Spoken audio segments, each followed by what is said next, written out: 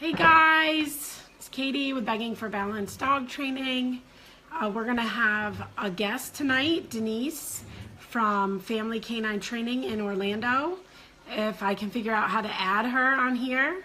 A few weeks ago, we did a live video on her page, and today it will be the first live video that I've done with a guest on this page. So, not exactly sure how to add her. I'm hoping that when she pops on, either she asks to be invited or I have some way to invite her because I'm not exactly sure how to do it. So we'll start with this guy because he's really cute. He has just had his dinner and some playtime, and I'm hoping that he will be nice and quiet and let us do this live broadcast. This is our new dog, Moose. Let's see. Maybe, let's see if we get her. Hey, Katie. Hey, Denise, it worked. So glad.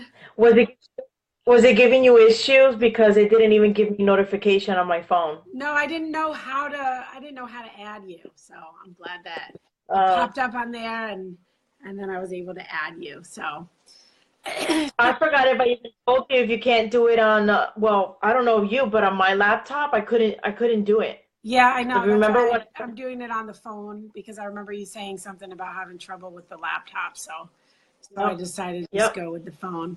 So I thought before everybody joins in, I would show this guy. He's about to fall asleep.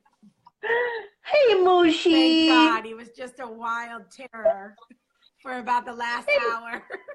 So put him closer to the camera. I can't see. We got all that out. We got his play out, and he had his dinner, and now he's just tired. But you guys, I'm in such a pain in Katie's butt. I make her put him to the camera, put him closer, and I'm like, move to the left, and she's like, goodbye, Denise, and she hangs up on me. Yeah. So he's got two speeds. He's got either this speed, which is really cute and sweet. I'm on the live. Or he has crazy, like, wild animal that's into everything. So those are the two speeds. And we're just keeping up with him. So, but he's doing very well. He's doing well with his housebreaking, and just started this week on just a little bit of like food luring and started some of that. So yeah, I'm glad he's doing good with the potty training. Yeah. Are you gonna put him away, or are you gonna hold him for a while until he like? He'll stay here and he'll be quiet, and I'll just hold him while we talk. All right. So did you kind of announce what we were doing on this on this one yet? Yeah, I don't know. I announced it earlier, but I don't know how I go and share it now in my page. Can I share it some other way, or? While you're doing the live, I don't think so, but I can share it on mine from my computer. I have to have. It says share here too on the mobile. God, we're so tech. Well, we'll get it figured out eventually. This is only the second live. I'll share this one to my page. Yeah, I can share it. And it looks like from the mobile I can too, but it's easier to click on the computer. So today's topics are, which one you want to start with? Do you want to start with the separation anxiety since it's juicy and long, or what do you want? Sure, yeah, let's go with that. So what, I know that was something that you really wanted to talk about, the separation anxiety, and I'm definitely all for it.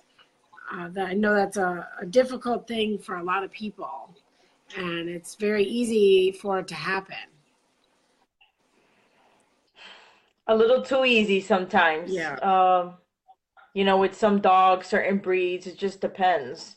I mean, where do we start? Because it just, without sounding blameful, I mean, we're the ones who kind of do it to the dogs. Yeah. And, we don't know. So we maybe don't realize Denise, it. explain to some people might not know what separation anxiety looks like in a dog.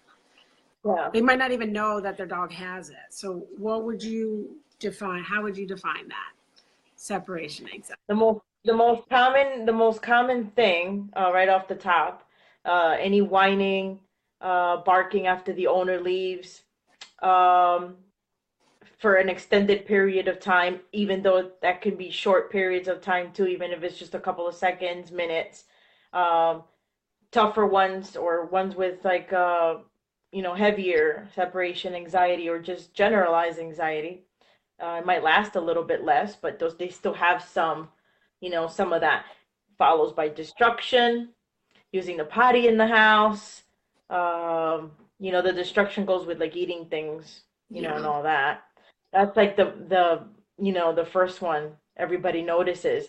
Oh, And sometimes maybe they don't maybe they know it and they don't catch it because if they don't live like in a confined or small, like an apartment or something like that, and somebody like a next door neighbor tells them, your dog is crying and barking all day. right. Some of them just have it a little bit, and then they find other things to do, which is like destroy whatever, and maybe they'll forget about it. Maybe they'll go in and out of it. Like they'll finally get tired of it. Once they realize they're still alone, Right. they'll go like do whatever it is that they're gonna do. Get into the trash can, eat walls, cry, whine, Crate all this breaking. other.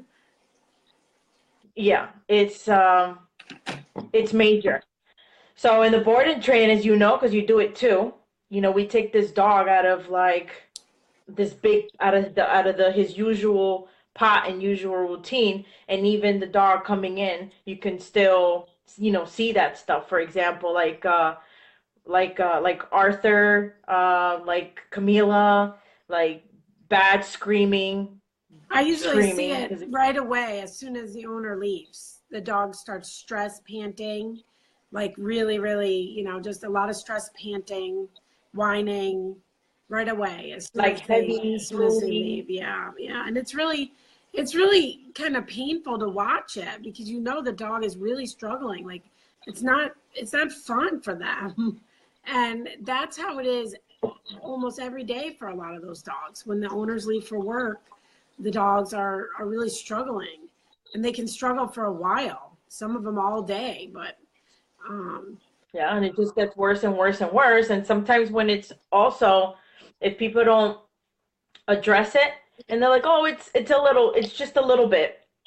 What'll happen is they'll like move to another place, or some kind of change will happen, either within the family, somebody gets sick, somebody moves out, any type of change that you mhm, can imagine that happens in that family dynamic, it like triggers like the next level of it sometimes, or like skyrockets it. right. And then that's when people are like, oh God, this like came out of nowhere, but it's been brewing all along. Like we'll get into like the stuff for prevention and things like that, but um off the top, when you leave home, and I tell people when they drop their dogs off here, well, sometimes they don't drop them off at all, but when they bring me their dogs and they're here, the first thing that they want to do is say goodbye to their dog. So I actually tell them, please say goodbye to your dog before you drop him off, Yeah, because I before they I do the teaching. If they haven't watched any of this, if they just don't know, if I don't teach them not to do that when they go from to work,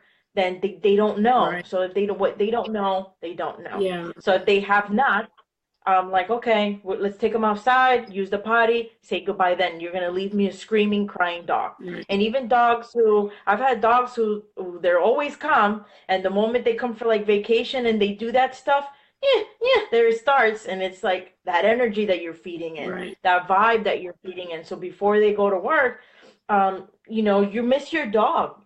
Yeah, I know, I understand. I've been there before when I had to go to a job for 12 hours, work, long shifts, and I'm like, goodbye, honey. I'm gonna miss you. And then when they come back, same thing. My baby. right, And that's good, that's good to watch and good to feel. But what are we feeding? right, Like, what are we giving back? Like when I call some of these dogs, crack dogs, it's not like disrespect or anything. It's just I'm addressing energy, but you're feeding that. I don't know what type of energy to call that. You're feeling like that solemn, like, yeah, it's been bad without me all day. I'm sorry, and you're feeding that into them. right. And then they're like, "Oh dear." So when you come back, it's like that big prize. You came home from work, and Right. then we're not doing anything with them, not walking, I'm not nothing. It's just that energy, and that's it. Cuddles and stuff. Yeah. That's what they get addicted to, Yeah. like crack, And I like a think drug. sometimes the hardest part of it, and it's really what most owners with a separation anxiety dog need to do, is a little bit of tough love. So they know that the dog is really attached to them, but the best way to help them is to reduce all those things. Reduce, don't say goodbye to the dog. Just leave, matter of factly. And, when you get home, don't make a big fuss. And it's hard because, us humans, we want the connection with our dog. We want the bond with them. But you have to sometimes put them first and remember that bond, like a lot of times I'll tell clients that separation anxiety happens to some dogs, but not others. And it's caused by Right, like too close of a bond. So some dogs can handle an extreme bond with their human and they're fine, and other dogs can't handle right, it. They just can't. And some exactly. people will say, "Well, my old dog, I could take him everywhere, but when I had to leave for work, he was fine." And this dog, for some reason, I'm doing the same thing, but this dog, you know, can't handle it and really goes crazy and struggles. So I think it depends on the dog. Some dogs really can't handle that close of a bond, and you have to put the dog first sometimes. And remember that, even though it rewards us to see our dogs when we get home, and for them to miss us when we're gone. You want them to care about us, but you have to put them first and remember that sometimes not saying goodbye and not making a big fuss when you come home is the best thing for them. We rocked their world upside down, literally, on day one, because what is the first one of the first things that we do? We connect, and we have our own and different styles of connecting. I'll take a long line, take the dog out most of the time. That's why I don't like to get them in very late. Like, I work with what I have, but I'm connecting, but I'm disconnecting at the same time. You're not gonna get any of the, even though you're cute and you got these like floppy ears and you're like, I want to pet you, I'm human like everybody else. That's the one of the very first things I do. X, like no mushy stuff. Right. It's just very neutral. Not that I'm being mean. It's just very neutral, and like any of that crying and nonsense going on absolutely gets interrupted. And as you know, the job is difficult because we are continuously doing that interruption. It's not like you have to have the patience of of a rock, of a engraved stone, okay? Yeah. Because it's continuous interruption of the party that's going on with the dog before it escalates to extremes, or whatever their extreme is, because they're all different. Yeah. So we Well, and that's one of the first things that we do. We're not feeding them. it definitely is a benefit to send the dog to board and train, because you're able to give the dog a whole new set of rules, and focusing on those rules and the training and the sessions that we do helps them to kind of take their mind off missing their owner. So it completely removes Hmm. them from that environment of a continuous cycle of, you know, panicking when the owner leaves, Yeah. and that anxiety and frustration, and puts them into a different environment where we're able to kind of start at square one and interrupt, like you said, interrupt any of the nonsense, but then start with new rules and a whole new set of responsibilities for the dog, so that they have something to focus on. Yep, and they are. I mean, they are getting rewards, and they are getting affection. If they're working for food, if they're working for a toy, they're working for some type of play, or just a matter of your presence, because they've been addicted to that for so long. They're addicted to presence. They can't. They're not comfortable in their own skin. So they are actually getting a reward. They're just not getting 1,000% of it. They're getting this Yeah. infraction, just this fraction of it, just enough for me to say, please, good. That's the only level of affection, and it's neutral, Yeah. depending on the motive, that that dog, because some of them are not may not be very motivated, so you can, you know, you gauge it from that. But they are getting some sort of affection, just not like a cupful. They're Right. just getting that much, Right. and then we move them up and we move them up and we move them up. If if during the time, whatever time that they're doing in jail, if it improves, that it goes away, because they're all different too. Some of them will still go home with some, and then they've been doing great. The moment you put them in their life again, they'll try the same thing, or they'll default to Right. what they remember, to what they have that in, like memory. So they'll try to default until you show them how not to. um what do you call it? When I did my go home session, what was today? Monday? When did I go? Yeah. Sunday, Saturday? Anyway, the girls asked me. Not a lot of people do go home sessions at clients' homes. Why do you do that? And I said, well, it just depends on the dog, blah blah blah. But when they have real, like, severe stuff, I like going to, to their houses, and then I'm like, this is what's gonna happen. That's what's gonna happen. Especially with dogs, like, with anxiety. Mhm. What like these two that I just had, there's a severe addiction to the couch. Yeah. Severe addiction to the couch. Mhm. That's what they were. It was actually not healthy. Yeah. It was not healthy. And what happened to them was a move. They moved. They had this anxiety, then they moved to another country. They were from another country, Mhm. and it just poof, severe addiction to the couch. That's where they were comfortable, Right. safe. That's where Comfort. they got Yeah. everything, all the affection, all the free stuff, with no other guidance. And like you said, some dogs do great. Like, I'm home 24/7 most of the time, unless I'm out training dogs. How is my dog not addicted? I put certain things in place for that not to happen. Yeah. uh, you know Well, I usually tell so people, in general, we try to, put the dogs on kind of a strict household management when they go home. And then eventually they can start earning back more freedom.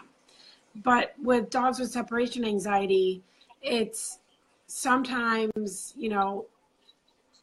that stuff might last longer. Like, they might have to distance themselves from the dog emotionally for longer. yeah, So those dogs may yeah, not, earning back the freedom of, like, let's say, sleeping in the bed. Your separation anxiety dog might not ever be able to handle that. Where, a dog without separation anxiety, they could earn that back. They could earn some time with that. But the separation anxiety, it's really important that some owners know, you really have to know your dog. You have to know if they can handle it or not. And if you start adding back more freedom eventually after the board and train, if your dog starts struggling, you need to immediately go back to more structure, less affection, less freedom, because you're just going to set the ball rolling again and end up with, some of those severe separation anxiety behaviors again, if you're not really careful. So people struggle with the affection part. How does, and the internet doesn't help, because we all like those cute fluffy videos, and everybody like doing all this stuff with the dogs. Like, it's an uphill battle with that. But how hard is it to address? It's super duper hard to have that conversation with people, and piece it together in people's minds, how affection acts, like that drug. Like, how does it feed that? How does, like, the energy thing work? It's really hard to explain, and for everyday owners who don't know, or haven't looked into it, or didn't notice it, because sometimes that happens too.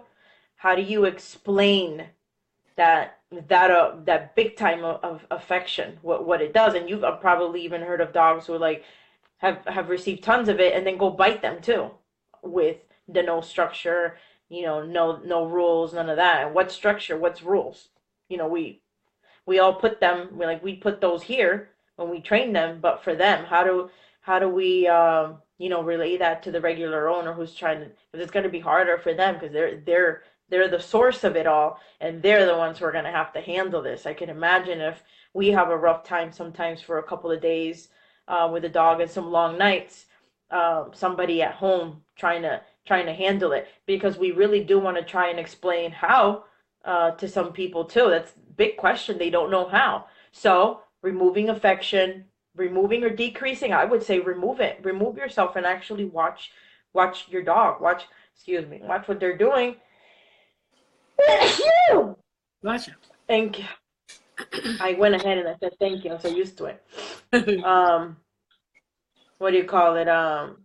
Carlos always gets me before I even let it out. I'm like, thank you. What was I? How do you explain it to them? Removing To affection, work on this by removing themselves. affection almost totally, as opposed to reducing it. That's one of the benefits of when we do a board and train. It's easier for a trainer to emotionally detach from the dog.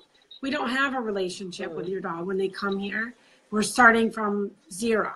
So it's much easier than if you're at home trying to do it yourself.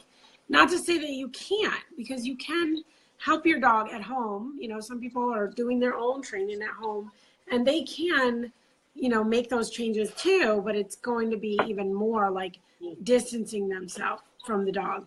I know a lot of separation anxiety dogs, what they do in the house normally is they follow the owner from room to room all day long. Yeah. So if you're home with your dog will be in the kitchen with you. And if you go to the bathroom, they go in there with you. Like, those are the dogs. Yeah. They're with you every second, just going. Like, if you go out in the backyard, they're following you out in the backyard. And one of the biggest things that we can do is, by teaching something like place command, you can distance yourself from that dog, even if it's just a little, even if it's just like put them in place in the living room and walk into the kitchen and, get yourself some lunch, and they're not able to follow you around. That makes a big change for them.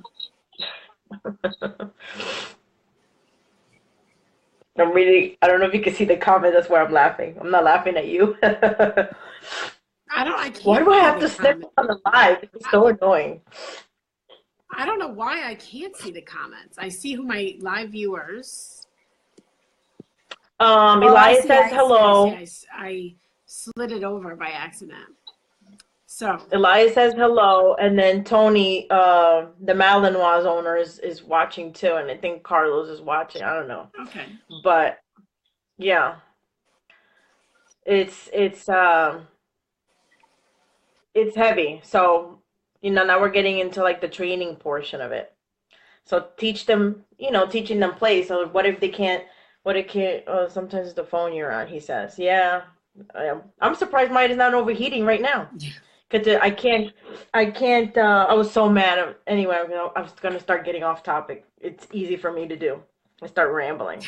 Telling them what to do to knock off the behaviors besides teaching them place. Place is a great one, like you said, because they can be over there and then, they learn not to lose it. But that takes some building up while you teach them that. Right. And then, obviously putting them in the kennel.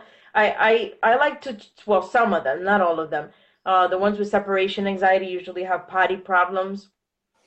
I'll put them in a more comfier kennel or more, tighter fitting kennel, especially if they've got potty issues and stuff going on. Yeah. I got 30%. I'm good.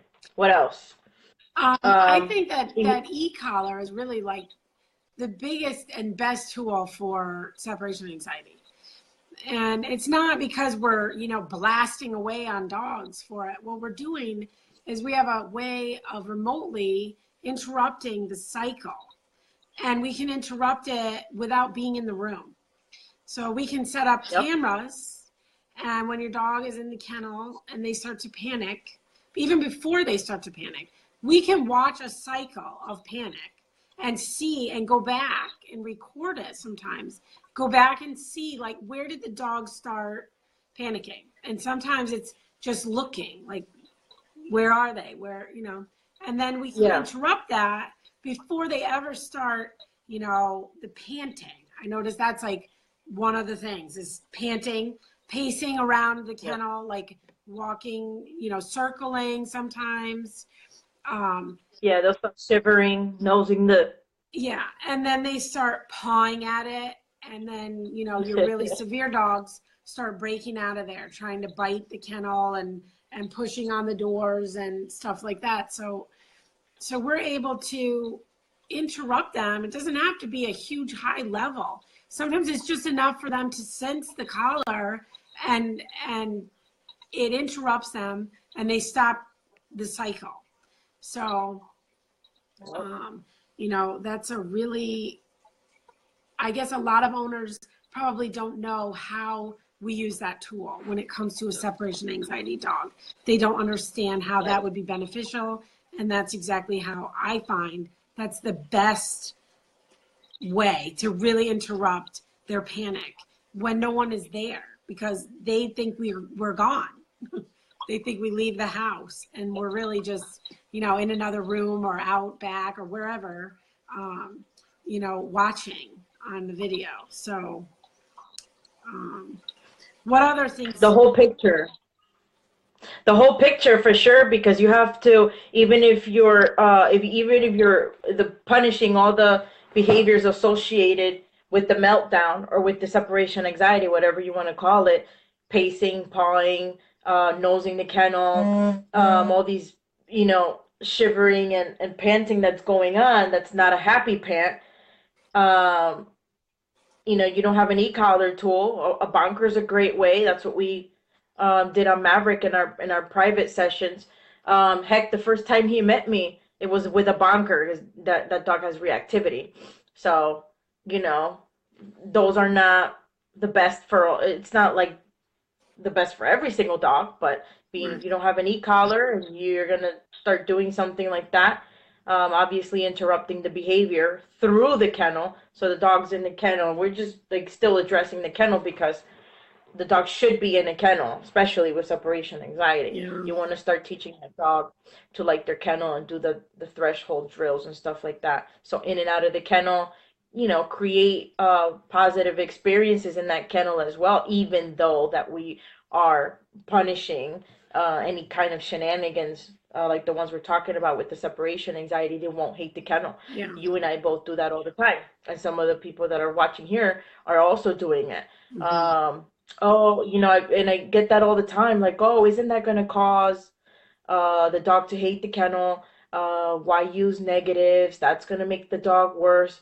Totally and 100% the opposite. Right. Or otherwise, we wouldn't be seeing any improvements with those types of dogs that have that stuff. Yeah. We wouldn't see it. And it's quite the opposite. They learn to be relaxed in the kennel, and they learn to be okay with themselves. Those dogs are not okay with themselves in their own skin. They can't stand to be alone. Some of them, they can't even stand the noises or the visuals. So I'll cover, making sure that they have adequate ventilation. I'll cover to cut visuals at first, like lovely Camila right now. She gets her visuals cut, and that's so she cannot see the commotion. Right. Because through their eyes and through that energy is also where they get that from. And, obviously with their eyes, they're seeing what's going on, and they're like, oh, there, you're walking around. I had a dog before that used to be like, are you coming down the stairs? Screaming. Yeah. Sorry for the reenactment, but it's what it is. And they can't stand it. They can't take it in or out. So coming, going, noises, singing, something, you drop something. So, yeah. What else? So we've got tools for interrupters. We talk about tools all the time. Easy, accessible stuff like a bonker. I like to do a downstay in the crate with the door open, because a lot of times the dog has associated being in the crate with that panic. So then if you can teach them to lay down in there calmly with the door open, it's like the door is not really containing them anymore. Now the training is containing them, and they lay there, Right. and then they stop thinking of the crate as a bad thing. Like they really start Absolutely. to. That's when I see the dogs start to like being in the kennel. Dogs that might have hated it before. Once they can do a downstay in the crate with the door open, and I can move around and even go in a different room and stuff, they start to relax about it and really, Yeah. I know that confinement issue is sort of a separate issue, but it's basically we deal with it in the same way. Like we deal with, those issues the same. At least that's how I do it. Um, Yeah. Sometimes it's just what happens after. It's not so much like I hate the kennel. I hate what happens after, man. That door closes and they leave. So put the dog in the kennel while you're home. right. So not only when you go to bed, Oh, good because to point. bed you're still leaving. Yes. To bed you're still leaving. You're still gonna be like out of the picture. Yeah. So put the dog in the kennel while you're still there. My favorite thing to do is screaming puppies. I had Samson for like I don't know 10 days or something, whatever, because he was screaming. There was like, he came. Can you board him because he's screaming? What accidentally happened, they taught him to scream. They taught him to not be okay in the kennel at 10 weeks. How did they teach him that? Dog screaming, Open the door, come out. take them out. Dog screaming, come out. Yeah. Dog screaming, okay, come out. Yeah. Instead of premeditating the potty or waiting till, because they learned that super duper fast. Yeah. So I would take the kennel, have the dog in the kennel, watch TV, be in the kitchen. I mean, if it's a small dog, most likely it's a portable kennel or something really small. Easy peasy. Take it with me. You can, tap that kennel, earthquake it, and every single time I was addressing it, addressing it, addressing it. 10-week-old puppy because he had it bad. Yeah. Had it bad. Mhm. I mean, somebody would be like, "Oh, that's too much." It was too little. Well, It was he's too been little. reinforced, and he thinks that in essence, you in that situation you train the dog that when they make that noise, the door will open. So every time they want the door open, they're going to make that noise to try to get the door Mhm. open. So you had to sort Mhm. of reverse that, which is, you know, Yeah. it's a hard That's concept. an example. The what? That's a difficult concept for owners. The thought of Yeah. like, don't open the crate when the dog is crying. Like, Yeah. this puppy, Because we do that with the babies, with our kids. if he's screaming and really crying, I think about when was the last time he went out. If it's been a while, I might take him outside to the potty spot, let him pee, and directly back into the crate. I don't interact with him at all. I don't tell him how good he is or play with him at all. If I think that it's just, a bathroom emergency, it will be like I pick you up, take you to the spot, put you down, you go, and then right back into the Yeah. crate. And then I interrupt the whining if, he starts whining when he gets back in there. But that can be hard for people to understand that if you open that door and take the puppy out and play with them, that you're reinforcing Mhm. that. You're reinforcing the whining Yeah. and building what can be separation anxiety very quickly. Yeah. It can. Yeah, it can turn to that, and they pick it up so darn quick. Yeah. Like with those puppies, can't use tools on them. They're too young. Can't use tools. So, Right. you have to find other interrupters and feel sorry for you if you're in an apartment. Because a puppy like Samson would have been an eviction notice like yesterday. Yeah. Because you could actually, and I live in a house too, I would find the furthest bathroom, and that's where he was. Mhm. And worked well because I think 2 days in after going back home, because there's no training involved with it. That was the training. Be Mhm. quiet. Right. And work for your kibble, obviously, for just Yeah. for existence type stuff. Mhm. But when he went back home, all was well. So Yeah. But that took days. I don't think I slept the first few. So I don't know if you can see questions. There's one in. Oh, So Tony says Maverick goes in his kennel now by himself and takes naps. Elias says I use e-collar on a pup, 4 months in, no problem. okay. Right, for separation anxiety, you mean? Well, 4 months, 4 months is fine. We're talking about like 10 weeks, that young. I've never used one Yeah, I on a wouldn't. puppy that I young. don't think I would put that on a little guy. Um, No. and I wouldn't advise anybody Um, to do that either. Like, you don't want to put a bark collar on a really little dog. Um, correct. you know, it's important to wait until the dog is a little bit older. Um, Yeah. I like e-collars around 6 months old. Before Yep. that, it's like, it depends on the dog. It depends on, Exactly. a Yeah. lot of different factors. Um, and I've if seen some I 3 month olds that are ready. if I was just doing it like prompting, then I might do it, but I might not go to corrections until the dog's a little older. Um, Yeah. but like, everybody uses it differently too. And Elias is saying 4 months old, no problem. So, You can see the comments now? yep, I see. So he says, yes, you obviously use it as gently as you can, same as the Right. leash, right? Exactly. So that's important. Some people think that e-collars are just a tool that we use just to correct dogs. Like, we don't just put them on and start Exactly. blasting away on dogs. That is not what e-collar is about. So, um, So we're talking about taking away the pain. So actually fixing the situation. So we talked about the drama stuff that they start doing. No free roaming, which is included in that structure stuff.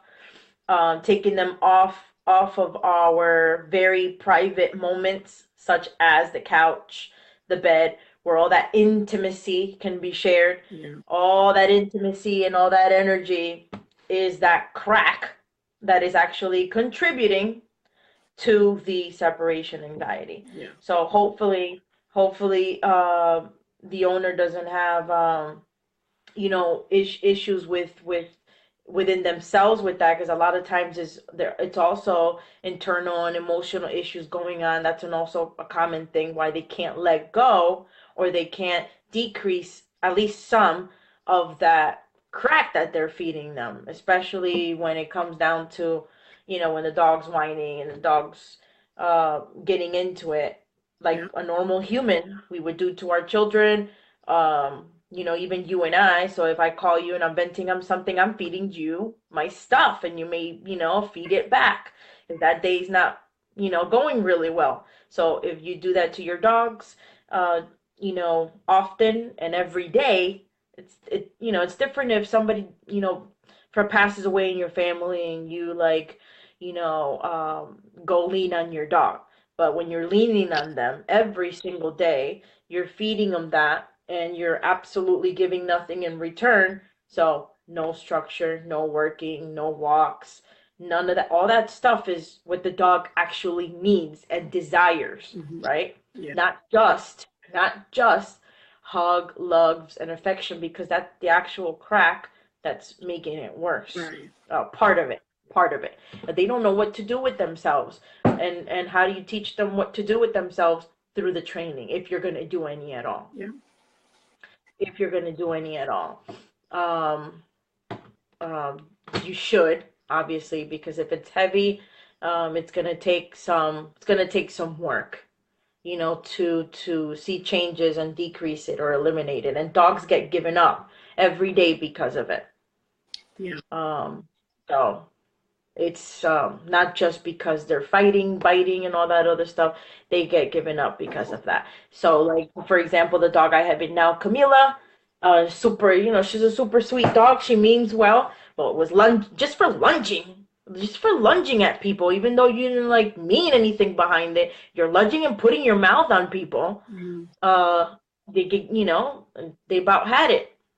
right, But I got anxiety, crying, barking. What else? They can inflict wounds on themselves, licking themselves, biting their paws, trying to break, hurt themselves. Yeah, they All can break kinds their of stuff. teeth. They can break their teeth off very easily trying to get out of the crates. And if they have a collar on, like if someone accidentally leaves a collar on and puts them in the crate, they can get stuck if they're trying to get out. And if they're not Yeah. crated, which happens a lot of people, the dog starts showing signs of separation anxiety. So it's whining and barking and screaming in the crate. So they think that the problem is that he just doesn't like to be crated. So they leave him out of the crate, Boom. and then the dogs start Yeah. causing more destruction. They are tearing up your front door because they're trying to get to you when you leave, or they're Yeah. going through the screens in your windows to try to get out to get to you when you leave. Um, you know, they'll get all up in the blinds, and they can get stuck in the blinds, you know, like little children. It can be really dangerous. Um, you know, so Totally. and then they can start being destructive, like you talked about the trash and stuff, because they have all this frustration with being left behind that they start to get into other things. What can I do? I can tear up this garbage and it makes me feel good when I kill the garbage and, you know, tear up the couch. I mean, plenty of Yeah. people have come home and their couch has been completely, God. you know, ripped apart, all the stuffing everywhere.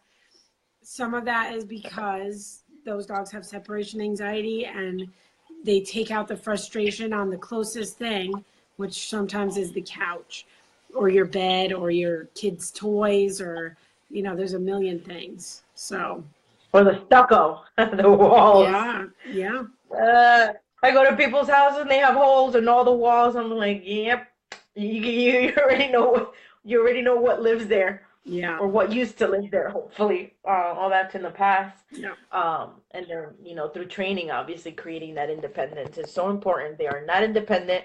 They are not comfortable being independent, and there's most likely no leadership. If there was leadership, that dog would know, nope, nope, nope, they handle it all. I don't have to have a meltdown right, because everybody's got control here. I yeah, don't have to worry about yeah. it. Big thing. Big thing. So we could What explain else? just like what foundation stuff is. So not only do we correct, you know, the specific scenario where the dog is panicking in the Hmm. crate, or the whining and barking and all that stuff, but it's important to build a good foundation of obedience work with the dogs. So it's place command, structured walking, not just pulling on the Hmm. walk and you know, um, waiting for food, waiting at the kennel door before they go into and out of the kennel. So they're not blasting out of the kennel every time you open it. They're not just running out of there. Um, they're learning, you know, sit and down and all those commands. But that foundation work is really important. And sometimes just that alone changes the dog's mentality and changes the Yeah. relationship between the owner and the dog. Yeah, I like starting to work on the foundation. For example, place on, people have been watching videos. A lot of the times we do place first. Sometimes it's completely opposite for whatever reason. For example, with Camila, I started outdoors because confined spaces, like both of my living rooms, were too small for her, and she felt like lunging was better. So anyway, going far again. Um, Permission Permission-based based relationship. relationship. Yeah. So I like it when you start working the dogs and they're so mentally exhausted that they're like, okay, I might just go settle down in this kennel now, because you started working on that foundation. Will it last very long? Sometimes, but as you keep repeating it every day, relationship, relationship problem. Send them here. I don't have a problem with that. Ah, as you keep working on it, it does change. Yeah. It does change. You can't get impatient with that, because we see it sometimes days, week. It just depends on the dog. I've had dogs here was like 3 nights of party time, Yeah. random, just ah! Yeah. Well, and a lot of It times takes the time. separation anxiety, the owners, they miss their dog just as much as the dog is having panic without them. So they are the owners that are like, can I please visit my dog in the middle of the board and train? Like they really want to see them because they've created that bond with the dog too. And so some of it is not just the dog learning a new way to live, but really that owner finding Yeah, a new but sometimes way it goes beyond bonds. to Sometimes fulfill, it goes beyond bonds. to fulfill their happiness, not just with the dog. Because, You said it. a lot of people will have problems with human relationships and they get a Codependency. dog to fulfill all that. And it's really important that, yes, our dogs can be companions and they can, fill roles for us, Yes. but we also have to have human relationships. And it's Yes. important that you don't, hate people or dislike people and like your dog more. Like you really have to it's important that you have some human relationships too and that you're not putting it all that pressure on your dog to fulfill all that. So, then that's something a lot of people don't want to talk about because it's difficult. It's a tough subject, Yep. but it's important to talk about it. So it's not like that has to be the Nope. main focus of the whole training scenario and everything, but it's important to, if you have a dog with really bad separation anxiety and it's an issue, examine your own relationships and stuff and maybe start doing something that's more healthy for you with human beings too.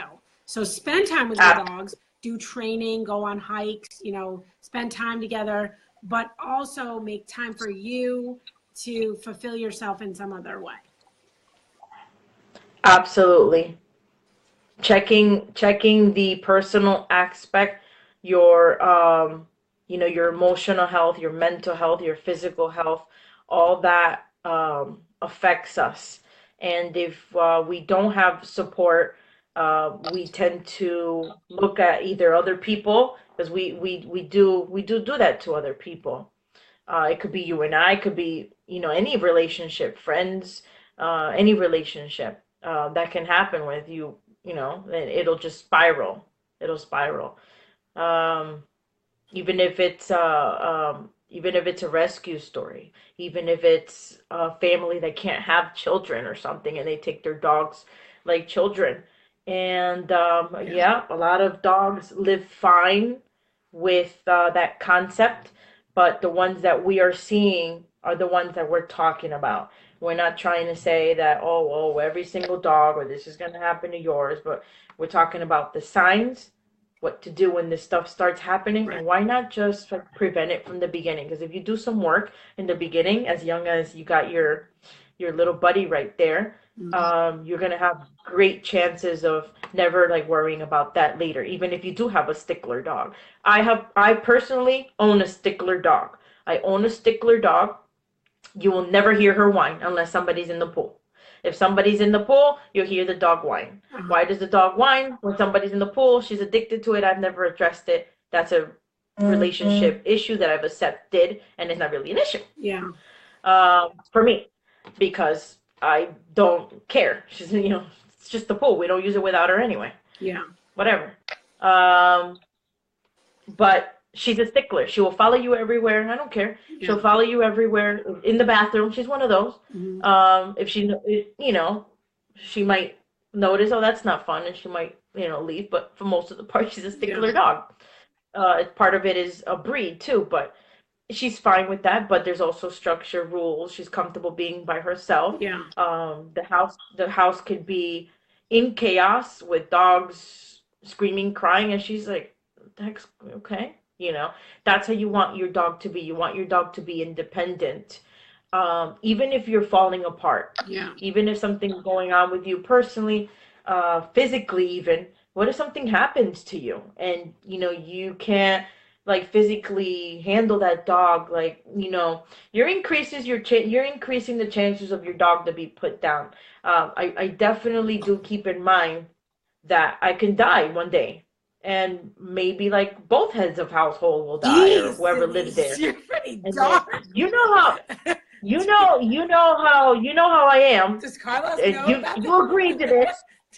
You agreed to this. that? So, like, okay, and if your dog has that, what are the chances that somebody's gonna deal with your crap? Yeah. The crap that you Yeah, left over. Like, typically exactly. speaking, we are the ones who do it. I've done it in the past. I've had dogs who, like, screwed up.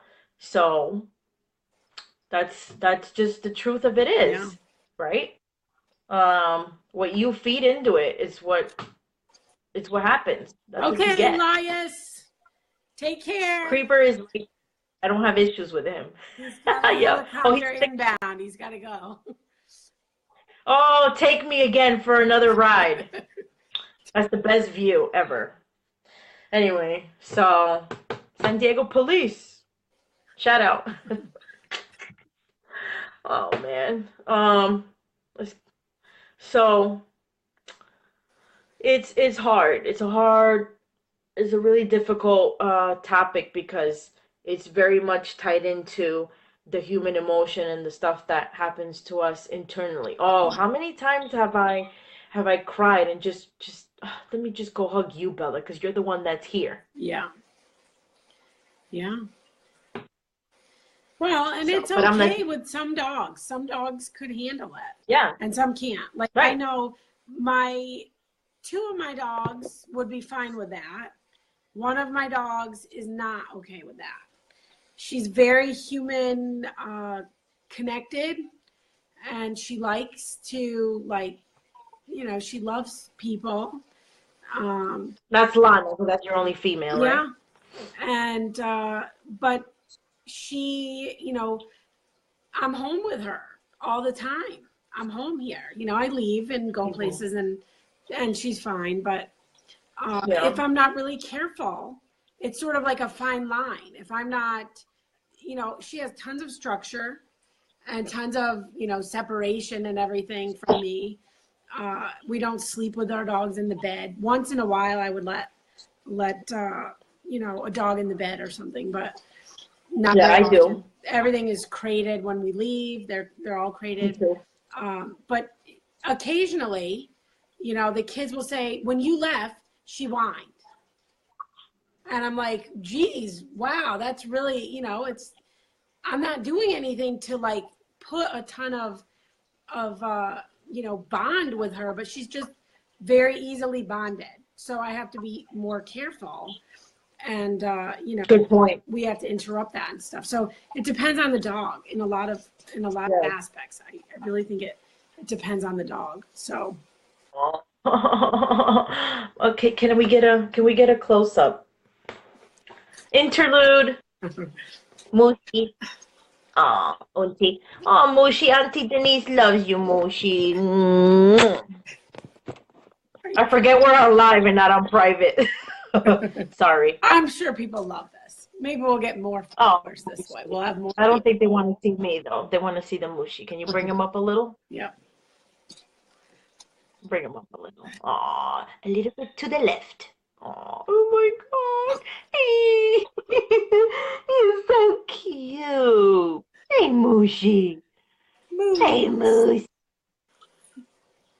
Oh, Hey, buddy. oh, look at that. He is so handsome. Yep, it's that puppy fever. That's how it starts. Yep. He has the hiccups now. We can't put them He's down, got the and then they get addicted to that. But no, Katie is doing all the things. She everything is very balanced. So what you see her doing, that's not what she's doing 24/7. Right. No. That puppy's in the kennel. That puppy's getting the bonding portion, the love portion, all within all within a very balanced, He spends a very lot healthy. of time in the crate, like most young puppies. If you're Yeah. housebreaking from the beginning, which is what I do, and that's what I recommend people Right. do, because you don't want your dog going to the bathroom inside. I don't want to train the dog to go inside. Yep. So I start housebreaking right away, 8 weeks old. Um, and they spend a lot of time in the kennel. So sometimes, if he's sleeping like this, I'll let either one of the kids hold him and let him, sleep and be held, because it's important too that they have socialization with people. So I want him to love and know my family, everybody in the family. But then it's also balanced out with lots of hours in the kennel sleeping too. Yeah. And hi. What's he doing? I can't He's, see. he's just staring at me, looking at me. Oh. He looked up at me. So, I want to be socializing him. We could talk about this if you're done with the separation anxiety topic. We could talk a little bit about puppies really quick, if you What do you want. mean me? Us. I know, I mean, but I I don't know had if the you have little. anything else to add about that topic. I had the things because we always forget, and I have like the memory of I don't know what to compare it to. Yeah, we talked about the detox stuff, the meltdowns, barking, whining, the issues with the role the human plays in it. I just put like Yeah, bullets. tied. Yeah, that. How the most common. Yeah, we got that. We got that. Yeah, we got that. I guess so. We always forget something. I always think about it later, like down the road, 3 days later, and I'm like, duh. Well, this is another big topic, though. It's another thing that you could go on, and like there's a lot of ins and outs of it, and a lot of things that you could talk about. And I'm sure that there are a lot of people too that have questions about it. Not on here tonight, Yeah. maybe, but people that are watching the replay, if they have a question, they could write down there. Yes, that's for you and Francine. She has separation anxiety. I don't remember Francine having separation anxiety. But if the shoe fits, Ah, I don't know if you see the comment. No, I don't see that. Yeah, that's Tanya saying if that's for her and Francine. She has a little dog.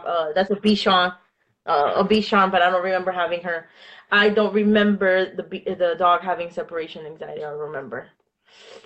Okay. She would bring her to work back when I was working with the kids, way back, Yeah. long time ago, long time ago. Yeah. You were saying, Hannah. I don't know on which topic. You said that you wanted to start talking about the puppy stuff. If Yeah. we So were done on the the separation puppy stuff. anxiety. So he's 8 weeks right now, and sometimes people wonder like, what should you be doing with an 8-week puppy?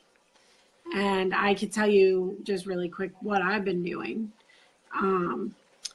Like I said, we're working on the housebreaking. So there's lots of crate time, and then he goes outside. And once he goes on the potty spot and goes to the bathroom, then we play with him. So we give him time in our kitchen, and I gate it off so that he doesn't have full access to the whole house. That's basically the only room that he's put down in is the kitchen. And there's nothing in there for him to get into. There's there's nothing to destroy or cause trouble with, even though he still finds a way somehow to cause some trouble. He's not left alone, which is the big thing. What? He's not left alone, which is the No, big thing not at people all. do. Not at all. And when we bring him in, I will sit down on the floor with him, or my eyes are always on him. So I'm not, I even, the other day, I tried to cook something while I had him in there. And by taking my eyes off him, he squatted down to go pee. And so that was my fault. So that's. What did you do when he did that? I'll say like outside and like grab him up real quick while he's midstream and take him outside to the spot, and he'll go outside too. Cause he knows, like, even this young, as soon as you put him in that spot, he goes to the bathroom right away. And I say potty and he goes right away. So even though he started going in the house and I grabbed him up and took him outside, you can say like, no, you don't want to terrify your dog. It's not like Right. you're not trying to scare him of you, but just some sort of noise, or like you could clap your hands and then just scoop them Yeah. up and out you go. Something to stop them from going. And Yeah. then, Even just scooping them up, they're like, whoa. right, and that usually stops them. And then, my eyes need to be on him. So what does that mean? My eyes are on him. I'm watching him, and we're playing, and he's got toys and stuff. And then you'll see a dog kind of go off to the side and start sniffing the ground. And that is a sign that your dog needs to go to the bathroom. So a lot of people, they're not sure how to housebreak their dog. And it's probably the most difficult thing, because if it doesn't happen, then it makes people really angry. It's probably one of the biggest ways for people to get upset is when housebreaking is not going well and their house is getting really messy, and they're struggling hardcore.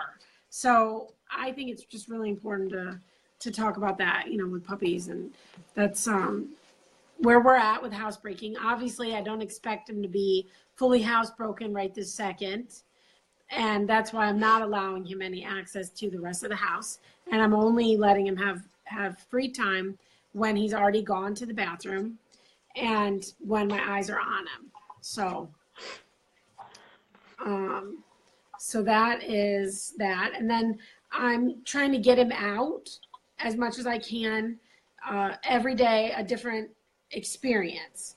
So one day we had a snowstorm. I took him out in the snow, like that was a whole big thing. He doesn't not used to it. And he also was able to see and hear like the snow blowers going and that kind of stuff. And this morning I took him for That's why I don't get puppies in the winter. right, a ride in the car. Last night I took him to Lowe's and I just carried him through the store. A young puppy like this, you don't want to put down on the ground where other dogs have been because of diseases, and you don't want to do that. But if you carry them, you might still run into some people who want to pet them. And at this age, I let almost everybody who wants to pet him, I let them pet him because I want him to associate, people with good things and to have good experience with them. It's so hard to keep a straight face. Like, you're like, stay still. Yeah, he's I have a blanket on my lap, and he's trying to chew the blanket, and I'm trying to get him to chew this instead. It's like having a baby. You're like trying to put the pacifier in or the bottle, like, shush. Yeah. Here you go. So, basically that. We've been just trying to socialize him, work on the house training. I do correct him for the mouthing. So if he bites our hands or our faces or whatever, I will say no and then do a lip curl, which is just like this. And you want to do it firm so that they get We the can't idea. see how. Huh? We can't see how. Well, I don't How do want you to do do that? it unless he actually, bites my No, hand. like with your finger, like maybe by your mouth, or I don't know. Okay, What do you so mean by lip curl?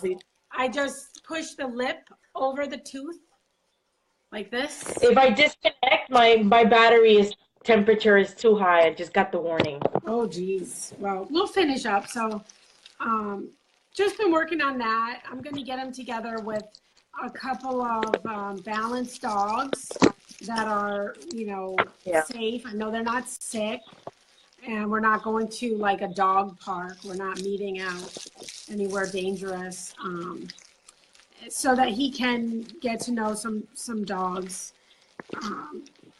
It's really important. There's like a critical socialization period before about 13 weeks. So if you have a young puppy like that, you want to try to make sure that they have lots of good experiences with people and that they have some experience with safe dogs. Not every dog you see, you don't want to introduce your puppy to a dog who might, cause harm to them.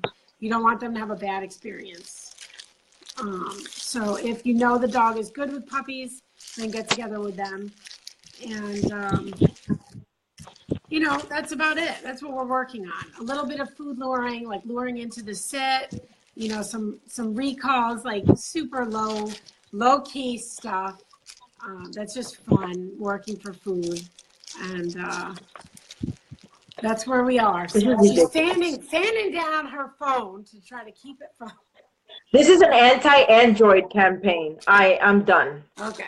Well, that's it for tonight. I think that's pretty good. We've covered a lot, and I hope we're able to help some people with dogs with separation anxiety, and at least Yeah. have an idea of what they might be doing wrong and some things that they could start doing to help their dogs. And we've also covered a few things for the puppy raisers, because I know I do have some Thank you. followers on my page that actually own this guy's litter mates, and they're watching to see, you know, some videos and stuff. Did you show the lip curl thingy, or was I So messing with yeah, this phone? I kind of just, you know, I would say no, and then I just curl his lip onto the top canine Okay. and apply pressure. And, you know, they'll usually let out a good yelp, you know, but you want it to be a deterrent. I don't want dogs biting my hands at any age. And it's important to kind of set those rules right from the start. And everybody in my family is having to do it. So that's, you know, that's one way that you can stop. I usually just stick my finger on the side there. Yeah, you can do that. You can. Some people put like their fingernail on the tongue and push down a little bit. Some people do like a muzzle grab where they just hold the dog's muzzle shut after they do it. But you want to deter them from doing it. I don't want to. Yeah, just make it not cool, not fun. Is a year old and then have to deal with, you know, the nipping and stuff. So that's what we're working on. And I thank everybody who tuned in and all the replay viewers. And, you know, I don't have quite as big of a following as you do, Denise, but if people find this information helpful, they can like it and they can share it. And that helps us to spread the message to people who need more help with their dogs. So. Thank you, Katie. It was I like awesome doing hanging these, so out hopefully. again. I'll probably Huh? send this guy over to you when he's a complete terror. I will send him your way. All he's gonna get here is lots of fun and swimming. I think he'll like water. He's very messy with his water. And my son was just saying tonight, I think he's really gonna like water. He is Intense. he's something else. Ready to jump out of my lap right now. So all right. Well, thanks for. Are you gonna come on next Monday? Or are we on for next Monday? Putting you on the spot. So you can't say now. Yeah, I don't see You have why something? not. I think Monday night, I think should be okay. Yeah, did everybody else like it? If you guys are watching this in the replay, because now we're gonna just tune out. It's been an hour.